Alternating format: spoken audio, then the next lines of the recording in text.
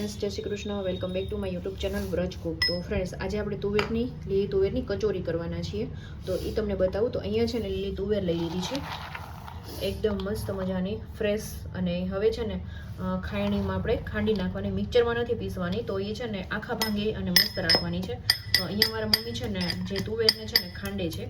તો ખંડાઈ જાય પછી હું તમને બતાવું આગળની પ્રોસેસ. રીતના તુવેરને છે ને જો આખા ભાંગી આપણે છે ને ખાંડી લેવાની છે. તો બધી તુવેરને આપણે ખાંડી લેશું આ રીતે. અહીંયા છે ને તુવેર પણ થઈ ગઈ છે અને ઉપર છે ને એક બટેટું છે ને જેને ખમણી નાખ્યું છે.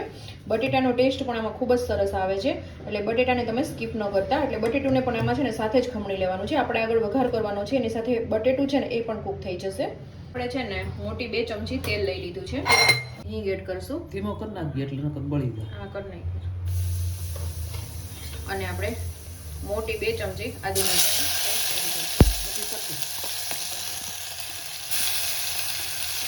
સરસ રીતે પહેલાં આપણે કૂક થવા દઈશું 2 થી 3 મિનિટ માટે. થઈ ગઈ છે. હવે જે આપણે તુવેર ને બટેટા હતા એ આપણે એડ કરી દઈશું અને 8 થી 10 મિનિટ માટે છે ને એકદમ કૂક થવા દઈશું.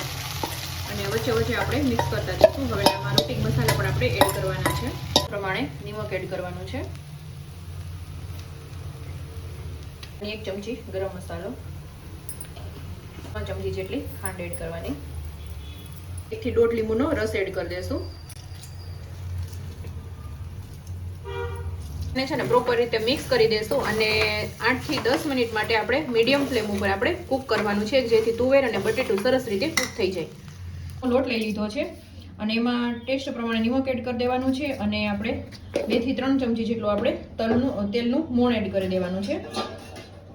અહીંયા આપણે મોણ એડ કરી દઈશું અને આપણે પરાઠાથી થોડો કઠણ એવો આપણે લોટ બાંધી લેશું. લાસ્ટમાં છે ને ફ્રેન્ડ્સ અહીંયા ધાણા ભાજી પણ આપણે એડ કરી દેવાની છે.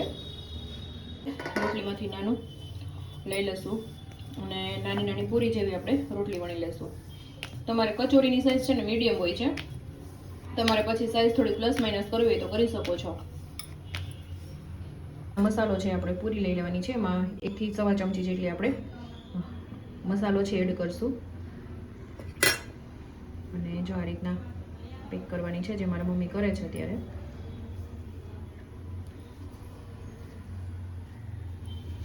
અને આ રીતના મિક્સ કરવાની. બતાવો મમ્મી. જો આ રીતના હાથમાં રાખો. બસ જો આ રીતના છે ને સીલ પેક એકદમ થઈ જવી જોઈએ, નહીતર છે ને પછી તળવામાં જ્યારે તૂટી જશે. આ રીતના બધી કચોરી છે ને આપણે પેક કરી લેશું.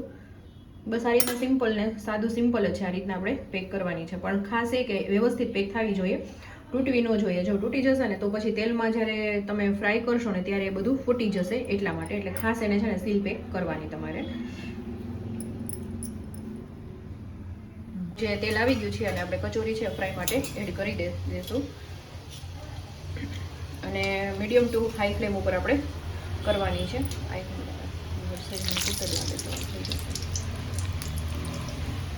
તો ફ્રેન્ડ્સ, આ રીતના છે ને ફ્રાય થવા આવે, ગોલ્ડન બ્રાઉન થાય ત્યાં સુધી આપણે કૂક કરવાની છે. પછી આપણે ઉતારી લઈશું.